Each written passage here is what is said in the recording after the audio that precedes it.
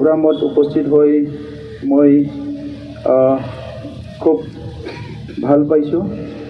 বিশেষভাৱে যি সময়ত আমাৰ অঞ্চলত পৰিৱেশবিলাক ভাল নাছিলে, সেই সময়ত চতুৰ্থ স্তম্ভটো শক্তিশালী কৰাৰ কাৰণে এই অঞ্চলৰ গড়েশ্বৰ অঞ্চলৰ বিভিন্ন সমস্যাবিলাক ৰাজ্যিক পৰ্যায়ত আমাৰ বিভিন্ন পৰ্যায়ত দাঙি ধৰাৰ কাৰণে সাংবাদিকতাৰ দায়িত্ব তেখেতে লৈছিলে।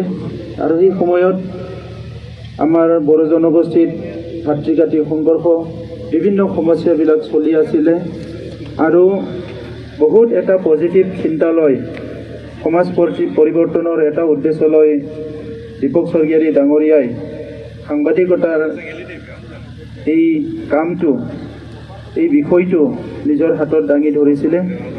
আৰু আজি তেখেতৰ সেই সময়ৰ যিটো আত্মবলিদান, তেখেতৰ ত্যাগ, আজি এটা ভাল ফল আহিছে। আজি সমগ্ৰ বিটিআৰত অসমত গড়েশ্বৰ এৰিয়াতো এটা সময়ত যি এটা ভয়ানক এটা পৰিস্থিতি আছিলে, অস্থিৰতা অনিশ্চয়তা এটা আছিলে, সেইটো চিৰদিনৰ কাৰণে দূৰ হৈ গ'ল আৰু এটা ভাল শান্তি প্ৰতিষ্ঠা ইয়াত কৰা হ'ল। তো সেইকাৰণে আজি এই বিশেষ দিনটো স্মৰণ কৰাৰ লগতে মই আমাৰ সাংবাদিকসকলক ধন্যবাদ জনাইছোঁ যে সমাজখনত আমাৰ বিভিন্ন সময়ত ঘটি যোৱা যিবিলাক মৰ্মান্তিক ঘটনা, যিবিলাক সমাজৰ কাৰণে ভাল নহয়, সেইবিলাকৰ ওপৰত সজাগতা কৰাৰ কাৰণে আজিৰ এই বিশেষ অনুষ্ঠানে সহায় কৰিব। আৰু তেখেতৰ স্বৰ্গীয় আত্মালৈ মই মোৰ তৰফৰ পৰা মই শ্ৰদ্ধা জনাইছোঁ আৰু তেখেতৰ পৰিয়ালবৰ্গ, তেখেতৰ পৰিয়ালৰ সকলো সদস্যলৈ মই সমবেদনা জ্ঞাপন কৰিছোঁ। আৰু বিশেষভাৱে আমাৰ সাংবাদিকসকলে, গড়েশ্বৰ অঞ্চলৰ সাংবাদিকসকলে বহুত এক্টিভ হৈ বিভিন্ন সমস্যাবিলাক ভালকৈ উপস্থাপন কৰে, প্ৰচাৰ কৰে। আৰু মই এই কাৰ্যসূচীটো যাতে অনাগত দিনত ভালকৈ কৰি যাব পাৰে, ইয়াত বড়ো, আমাৰ শৰণীয়া, অসমীয়া, বিভিন্ন জাতি জনগোষ্ঠী, বঙালী একেলগে আছে।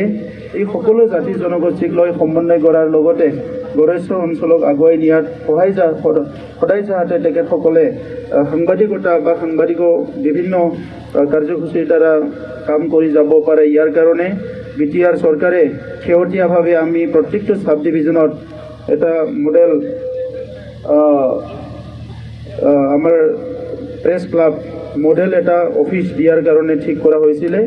আৰু সেইটো গড়েশ্বৰটো বৰ্তমান চাব ডিভিজন নহয়, তথাপিতো সেই মডেল যিটো আমাৰ অফিচ, আমাৰ সাংবাদিকসকলৰ, য'ত বহি তেখেতসকলে বিভিন্ন নিউজবিলাক চাব পাৰিব আৰু নিউজ প্ৰেৰণ কৰিব পাৰিব, তাত ৱাইফাই থাকিব, কম্পিউটাৰ থাকিব, চব ফেচিলিটি থাকিব, তেনেকুৱা এটা মডেল বনাইছোঁ।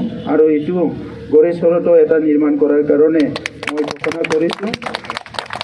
আমি এইটো কাৰো নাম দিয়া নাই, তো সেইকাৰণে আপোনালোকে মই অনুৰোধ কৰিম যাতে দীপক স্বৰ্গীয়াৰীৰ নামতে সেইটো নামাকৰণ কৰে। মই এইটো আপোনালোকক অনুৰোধ কৰিম।